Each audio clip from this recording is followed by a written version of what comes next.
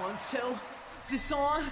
There's nothing quite like the Royal Rumble match, and over the years we've seen plenty of fun, memorable, and infamous moments take place during the famed bout. The next day, they were watching it in catering, and he happened to be in there and was watching, and that spot unfolded again, and he just goes, now that's good shit. Some of which have interesting stories about how they came to be. I don't want to mention names, but somebody didn't want to do any of the spots and just wanted to throw everybody I out know of the who you're ring. talking about. Yeah, and that's what happened. For this video, we'll be showcasing the details, backstage info, controversies, and comedy of the Rumble. So he comes in and he asks some of the boys, asked him, hey, what are you doing here?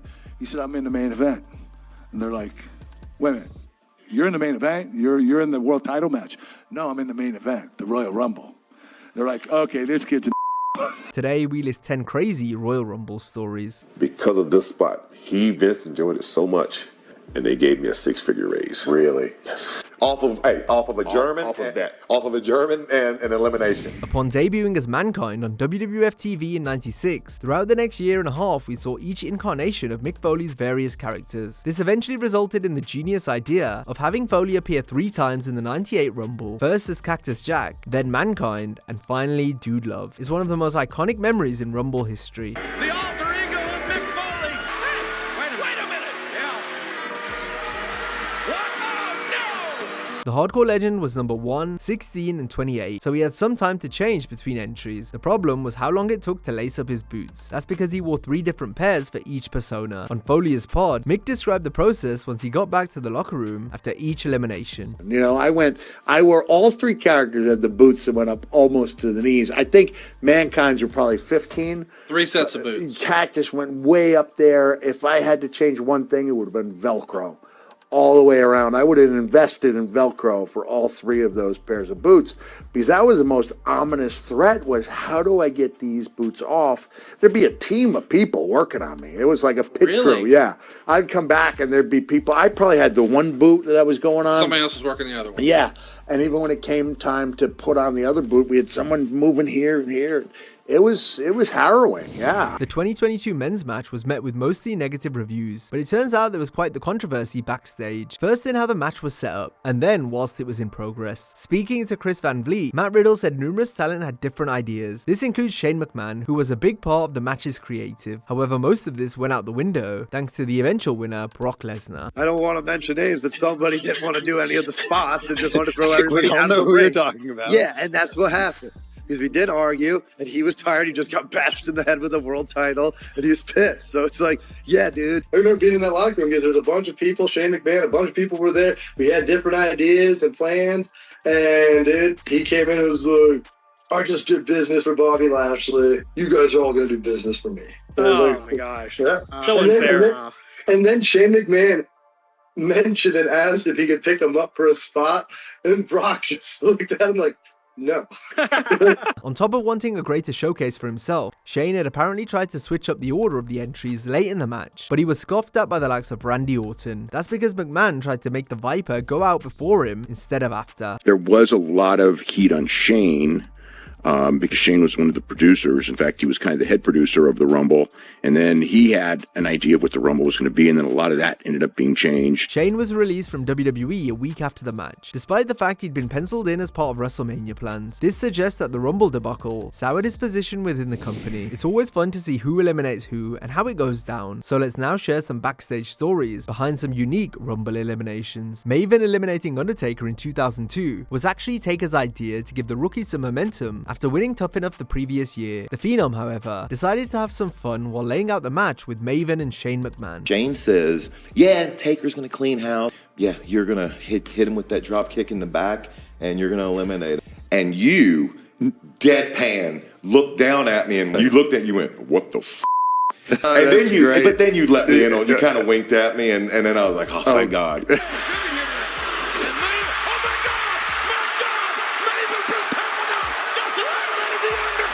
In an interview with Fightful, Shane Helms spoke about Vince's reaction to the Hurricanes' hilarious spot with Stone Cold Steve Austin and Triple H in '02. The next day, they were watching it in catering, and he happened to be in there and was watching, and that spot unfolded again, and he just goes, now that's good shit. Are you believing this?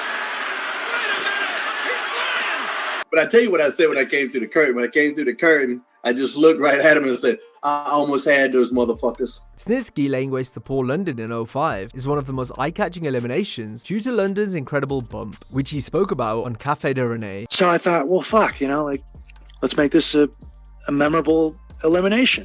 And they knew exactly what I was going to do. I had no idea they were going to send the stretcher down there. Like, that was all their call. Trying to fight back in here. Oh, my God!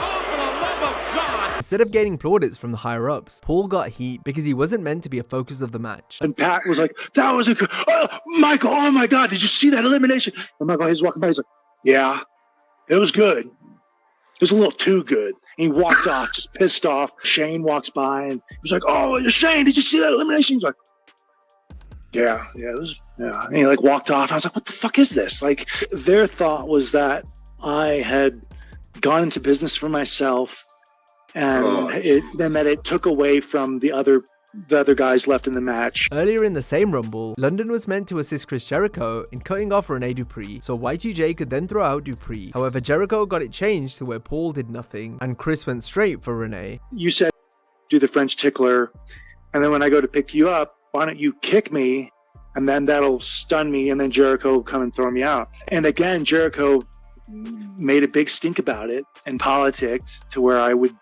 it eliminated that little kick that I was going to give you. I was like, Jesus Christ, like, right. Are you that insecure? You was a pain in the ass, man. I'm a French man, I'm a French tickle guy.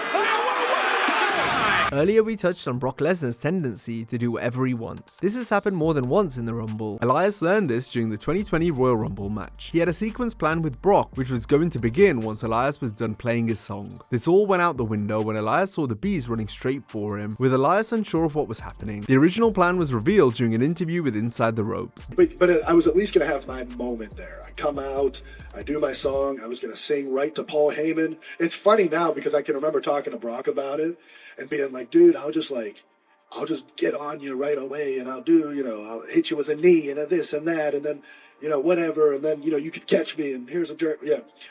All the while, he's just going to do whatever he wants. Brock proceeded to have his way with Elias. Lesnar simply got his stuff in and did the elimination. Elias, meanwhile, didn't get to finish his song and hit none of his planned offense. I dump everything and I'm like running, like legitimately running from Brock Lesnar. And you can imagine like a bear chasing you down, right? Oh, baby! Oh, Brock Lesnar heard enough, and he's going right after Elias. Lesnar is incensed. And again, I was so caught off guard.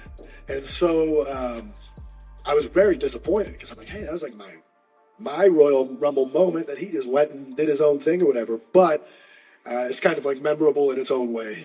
If I could do it again, I would have just whacked him with the guitar. My God, Lesnar with a guitar across the spine! Another unscripted moment saw Brock wreak havoc on the ringside area following his elimination in 2023. Guys, look out! Look out! My God! What the... Aside from bulldozing Baron Corbin, this was all improv from Lesnar, including when he put his hands on the referee. Just imagine what the ref was thinking seeing Brock go for him, with no clue of what the Beast was going to do. Beat the hell out of Corbin! Now he's grabbing a rope! Now he's tossed the rope over the barricade! That's gonna cost Lesnar a boatload of money! In 2017, the backstage producers of the Rumble didn't even lay out anything for Brock Lesnar and Enzo Amore's exchange. They're announcing all the business as they're going through, and they get to 26, and they go, Brock Lesnar comes out. Suplex City. Everyone's down. Enzo comes out. And then Jamie Noble at the time said, whatever happens, happens. Goldberg. So, you went Brock, Enzo, Goldberg, and the response was whatever happens, happens. Enzo eventually approached Brock right before they went out, but the only physical thing they called was that Amore would charge Lesnar. This meant that everything else they did on the night was improv. Obviously, Brock was going to eliminate Enzo, but how it happened was up to the Beast. Amore told the story on Inside the Ropes. I don't know what came over me. I just looked at Brock, and I said, hey, man, I figured I'd jump up on the apron like you do, or at least I'll attempt to, and then I'll get in the ring, and I'll just run at you as fast as I can, and whatever happens, happens. Brock Lesnar just looked at me and went, ha ha! And I was like, shook his hand, got out of there, had no idea when I got in the ring and ran at him, if I was going to get suplexed 30 times or just, I didn't know what would happen, right? Maybe he'd let me hang out in there. Oh, Lesnar turning Enzo inside out. And Enzo eliminated by Lesnar. Lesnar. Lesnar is involved again here for our next entry. The Beast famously dominated most of the 2020 Rumble. One moment saw him reunite with his former college roommate, Shelton Benjamin. They were originally meant to greet, then wrestle for a little bit, before Brock added Shelton to the numerous people he eliminated on the night. However, Brock thought it would be better if he immediately got rid of Benjamin after they embraced. Shelton told all on the Maven Huffman YouTube channel. This whole thing was his idea, and I wasn't really on board with it, only because I'm like, well, this makes me look stupid. So I was just kind of like, you know what? He's got 30 other guys he's got to worry about. Yeah. Like, just give him the breather. The best part about this spot came after, as Vince McMahon commended Benjamin in a big way for being such a team player. The reward didn't come in the form of a push or greater exposure on TV though, as Shelton would explain. Because of this spot, Vince enjoyed it so much, he immediately had talent relationship call me in, and they gave me a 6-figure raise. Really? Yes. Off of a German? Off of a German and an elimination. Right. It's one of those, man, I'm glad I didn't fight it. You're like, of all the shit I've done, yes. Receipts are a physical piece of business wrestlers handle in the ring. It can be revenge for a stiff shot or the backlash for something disrespectful done backstage. The Rumble match has seen a couple of receipts in its time, like when Diesel unleashed live rounds on Virgil in 1994 after the former $1 Million champion tagged Big Daddy Cool a little too hard. Virgil also stayed in the match longer than planned, so Nash had to almost forcibly eliminate his future NWO stablemate because Kevin was meant to quickly throw him out. Nash reflected on the scuffle on his Click This podcast. He potatoed me like twice, and I just clubbed him back. Here we go. When something like that's kind of obvious, does the promoter pull you aside and say, yeah, he did. He said, way to go, Big D. In 03, Tommy Dreamer brought weapons into the mix. He hit Chris Jericho with a kendo stick. Then Y2J called for another. Dreamer obliged. The problem was he smacked Jericho right in the face, busting him open. Raw's Tommy Dreamer getting smacked down. And Raw superstar Jericho got hit right in the face. Chris echoed how painful it was on Twitter years later. Jericho got his own back on Tommy with strikes from a trash can lid and Dreamer's kendo stick. Based on his reaction, Jericho didn't look best pleased at being whacked so hard.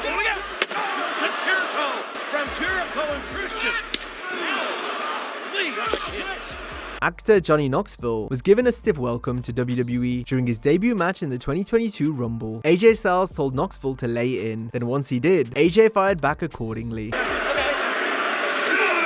not sure how wise that was. And now AJ Styles, Knoxville said bring it. It's Styles, oh my goodness! Fresh off winning Tough Enough a month prior, MMA prospect Daniel Puder entered the 05 Rumble with a fair bit of heat from the boys. He'd been going around backstage bragging about how he was in the main event since he was part of the 30-man match. So he comes in and he asks the boys asked him, hey, what are you doing here? He said, I'm in the main event. And they're like, wait a minute, you're in the main event? You're in the world title match? No, I'm in the main event, the Royal Rumble. They're like, okay, this kid's a previous shoot run-in with Kurt Angle and overall attitude problems meant Puder was a target for the veterans once he got in the ring. Angle explained the situation on Inside the Ropes. He thought that I was the reason why he didn't work out in the WWE. That's not true. He just sucked as a wrestler. Eddie Guerrero, Chris Benoit, and Hardcore Holly lit up the rookie with brutal chops before sending him packing. Peter's chest. Yeah, it looks like he's laying out in the sun here in Fresno. I had no clue what they were going to do. They treated me like crap. Very disrespectful. Daniel never worked another show for WWE as he was released 8 months later following a poor spell in the developmental league, OVW. Cody Rhodes' first Royal Rumble in 2008 saw him rub shoulders with legends and main eventers. It took place in the world's most famous arena, the Mecca, Madison Square Garden. One of the wrestlers Cody interacted with was the mythical phenom, The Undertaker. When Rhodes squared off with Taker, the young rookie couldn't believe how giving the dead man was. Speaking to Inside the Ropes, Cody relayed what it was like to be in there against the phenom. I'm in my first Royal Rumble in Madison Square Garden. I see Undertaker in the corner, and I thought, fuck it. I hit this man as hard as I've ever hit anyone, like in the back of the head. Bam! All of a sudden, he just, bam, goozles me around the neck, and I'm thinking, oh, well, I'm going up. And he just kicked me in the knee. Okay. Kick him in the knee, and he goes, drop kick me. I drop kick him, he takes a bump. Now in the grasp of the Undertaker. But look at this kid. I got so much out of it. The smallest thing. Yeah, there's times I would choose those kind of instances to do things that, I like to create little moments like that in those kind of matches that catch people off guard. Yeah. Right? And then, you know, what you do with that after the fact is kind of left up to you. But it's like, but it's worth taking the shot. It's worth taking the shot sometimes. Like, it's not going to hurt me. Yeah. Right? But what it potentially could do for you or whoever I'm doing that kind of stuff with. Cody Rhodes also tells a story about Rowdy Roddy Piper and Jimmy Superfly Snuka's exchange at the 08 Rumble. During Piper and Snuka's showdown, CM Punk can be seen grinning ear to ear with the best view in the house as the two legends tee off. The two Hall of Famers were not only iconic rivals, but they each had plenty of great memories at MSG, so it's only fitting that they added another to the list. With Punk being such a big wrestling fan and student of the game, it's no wonder he absolutely loved it, as did the New York crowd who roared in unison for Piper and Snuka. Camera is right on him, and he just points at Jimmy Snuka, and I'm just watching, and just goes, "You motherfucker!" Piper and Snuka. It's like Piper. Here it is. Piper's Pit Revisited. With so many moving parts and bodies in the match, the Rumble has seen its share of injuries over the years. Let's now run through some of them. Referee Jack Doan was left seeing stars after accidentally colliding with Phineas Godwin in '98. I needed some help. Look out! There goes Phineas. Right here. Henry with great power. Pete Gas busted his nose after smashing headfirst into the ropes in 2000. You could tell Pete was out on his feet as he got tangled in the ropes upon being dumped out. That's a posse again. That's a posse again. That's a posse again. Bradshaw he's dominating. Look out. Taka Michinoku also got hurt in 2000. A brutal landing caused him to hurt his head and shoulder. This kept Taka out of action for 2 months. Oh, and then Taka. Can we see him getting thrown out by Boss Man one more time? That was entertaining. Look at this. Oh, man. He landed right on his face. Yeah, I love this. Show it again. Punch his face. Oh. It was the beginning of the end for Chris Nowinski's career in 03, when a double missile dropkick from Edge and Rey Mysterio was mistimed. The head injury Nowinski suffered here was the first of numerous recurring brain injuries that forced him to retire later in the year.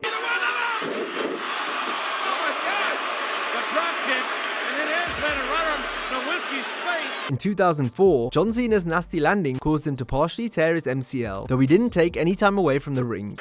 Big Show laying in the weeds here. Oh my God! Big Show eliminated John Cena. I don't care if it's torn.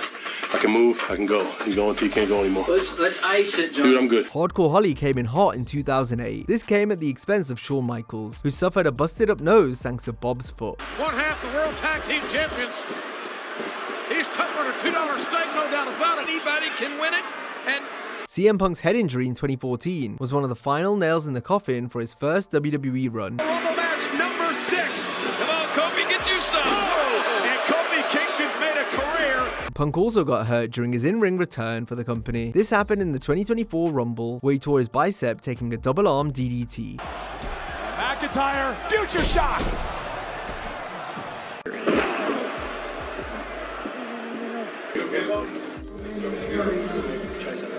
AJ Styles separated his shoulder by bumping hard for the spear during Edge's return in 2020. A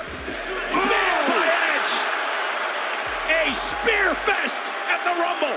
AJ was supposed to stay in the match longer, but the injury meant an audible was called and Styles was eliminated early. AJ Styles over the top rope. AJ eliminated. AJ was eliminated by Edge. The 2005 Rumble match was infamous for the unplanned ending. Vince McMahon tearing both his quads was even funnier than the messed up finish. Normally, injuries aren't something to laugh at, but because it was Vince, we'll make an exception. Plus, just look at the way he furiously marches down the aisle and then enters the ring with such little athleticism and coordination, all while as mad as can be. I was frustrated, I was angry, and generally speaking, you know, I do some stupid things when I'm angry. I ripped both quad muscles, tore them completely in two. The boss tore the first quad in front of the fans, while the second finally gave way after he walked to the back through the curtain unassisted. He goes to walk, and he went to take a step and just completely collapsed with his legs underneath him. I mean, it looked like he'd just torn everything. First time in my life I've ever heard my dad scream in pain. So after the show's over, Vince won't move. He won't let anybody see him injured or weak. Vince waits till everybody leaves the arena before he has the EMTs come and get him. During an interview with Inside the Ropes, Edge told the story of Vince tearing his quads from the Rated R Superstars perspective. And I just remember like, oh man, I am getting out of Dodge. And then we were told, don't go in the hallway. Don't go in the hallway. Don't go in the hallway. They kept the hallways clear so that Vince could somehow manage to walk because he refused help. Despite being angry at the time, Vince looked back on the incident with fondness. As revealed by Batista, who spoke to the chairman the next day, Dave thought McMahon would be furious over the botched finish more than anything, but this proved not to be the case. The Animal revealed this in an interview with Chris Van Vliet. And I walk into his office and he's sitting, he's got his crutches beside him, he's all bandaged up, and he just starts laughing. And I was like, "You're not going to fire me?" And he goes, "No, I loved it. It was real. It was so great, and it was real, and nobody knew what was going to happen, but he loved it." Now, if you enjoyed this video, be sure to check out our similar video on 10 lost wrestling moments WWE never want you to see. Hope you have a great day, and I'll see you next time.